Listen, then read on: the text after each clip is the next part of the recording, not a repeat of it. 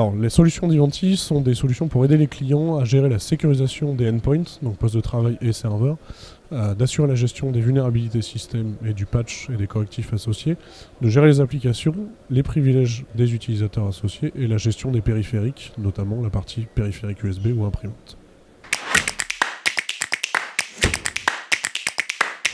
Alors, la réponse aux besoins, c'est l'automatisation de la gestion des correctifs et du pilotage des applications et du patrimoine applicatif.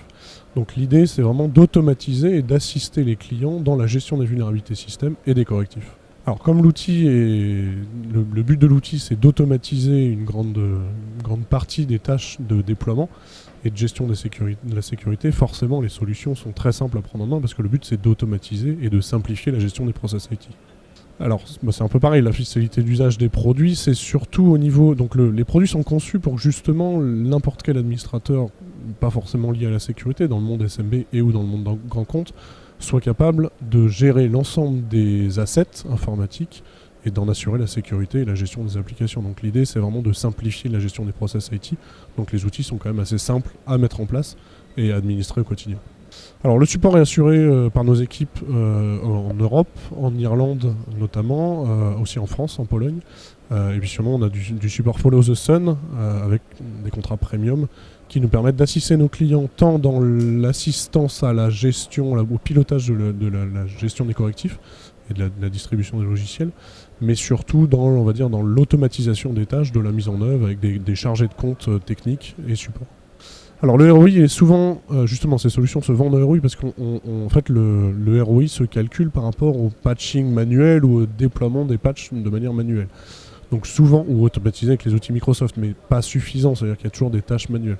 Donc le ROI se fait surtout en temps gagné au niveau du packaging, en temps gagné au niveau de la définition des correctifs, et forcément au niveau du déploiement et du reporting derrière. D'assurer de la visibilité, ça apporte déjà un ROI instantané sur la visibilité des patchs manquants.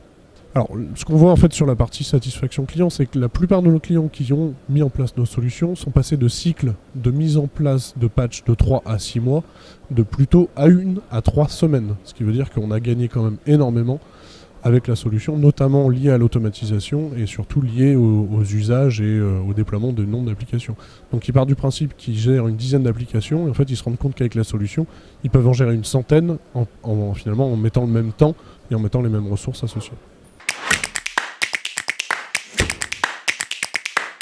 Les avantages de la solution, c'est surtout d'automatiser la gestion des correctifs, de publier sur un très grand nombre de machines, quels que soient les systèmes, quelles que soient les plateformes, quelles que soient les applications tierces qu'on va gérer, les patchs de sécurité, d'avoir de la visibilité.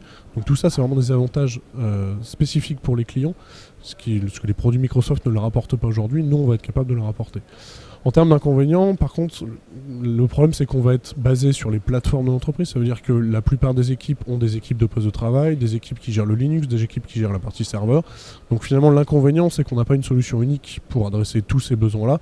L'inconvénient c'est surtout que on va avoir une plateforme par type une plateforme pour Linux, une plateforme pour le Microsoft et pour les clients SCCM, on a une plateforme sur SCCM. Donc l'inconvénient c'est qu'aujourd'hui, mais ça sera le cas en 2018, aujourd'hui on n'a pas une plateforme unique de gestion des correctifs sur l'ensemble des plateformes. Mais on y travaille.